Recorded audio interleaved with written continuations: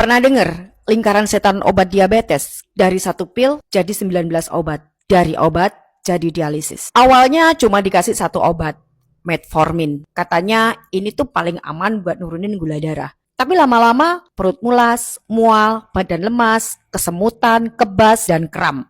Dokter kasih tambahan, omeprazol buat lambung, gabapentin buat kebas dan kram, vitamin B buat cegah kekurangannya. Tapi gula masih tinggi. Lalu datanglah obat kedua, glibenclamid. Obat untuk paksa pankreas kerja keras produksi insulin. Hasilnya, gula turun. Iya betul.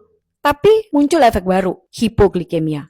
Gemetar, lapar terus, berat badan jadi naik. Kata dokter, ayo atur diet. Tapi metabolisme udah makin rusak. Berat badan naik, tekanan darah ikut naik, kolesterol pun melonjak. Masuklah obat berikutnya, yaitu amlodipin untuk turunkan gula darah. Simvastatin untuk kolesterol, tapi statin ini bikin nyeri otot dan lambat laun merusak liver. Amlodipin bikin kaki bengkak. Solusi dokter, tambah obat lagi. Selamat datang furosemide. Susah lagi kan namanya? Furosemide. Diuretik buat buang cairan. Tapi furosemide ini bawa efek samping baru. Kalium keluar terlalu banyak. Pasien mulai alami gangguan irama jantung. Solusinya, ya tambah lagi. Kalium klorida buat ganti elektrolit. Dan bisoprolol buat bantu stabilkan jantung. Sementara itu, ginjal mulai kasih sinyal protes. Dokter tambah lagi losartan untuk pelindung ginjal. Dan untuk cegah komplikasi ginjal lebih parah, ditambahlah kalsium asetat.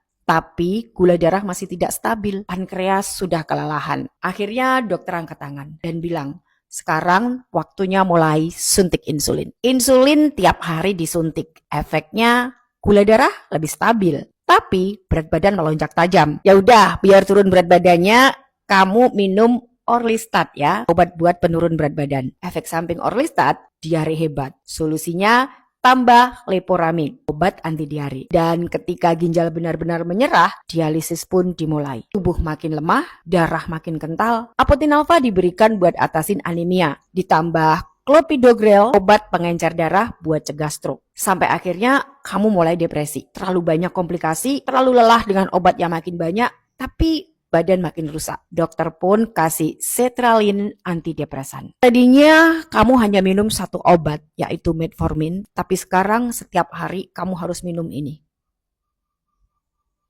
Dulu kalau disuruh minum suplemen, aku pakai obat dokter aja, lebih aman.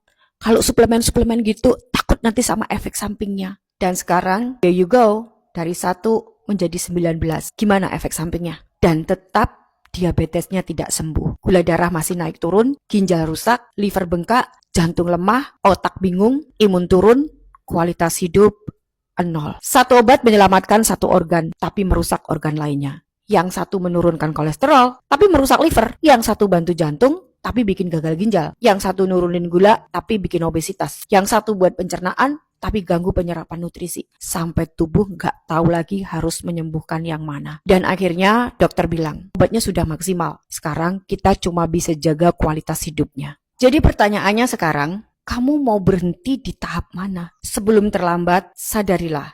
Obat itu kontrol, bukan pemulihan. Kalau hanya bergantung pada obat tanpa ubah gaya hidup, kamu sedang berjalan pelan-pelan menuju rusaknya tubuhmu sendiri. Masih ada waktu kok, masih bisa dibalik. Kalau kamu siap ubah pola makan, atur metabolisme, dan bantu tubuh pulih dari dalam. Kamu gak harus ikut antre di ruang dialisis. Bisa kok, kalian tidak tergantung dengan obat-obatan seumur hidup. Aku banyak banget melihat bukti orang-orang yang bisa mencapai remisi, baik yang aku dampingin secara pribadi atau yang melakukannya sendiri. Kalau mereka bisa, kamu juga bisa. Share video ini jika menurut kamu bisa bermanfaat.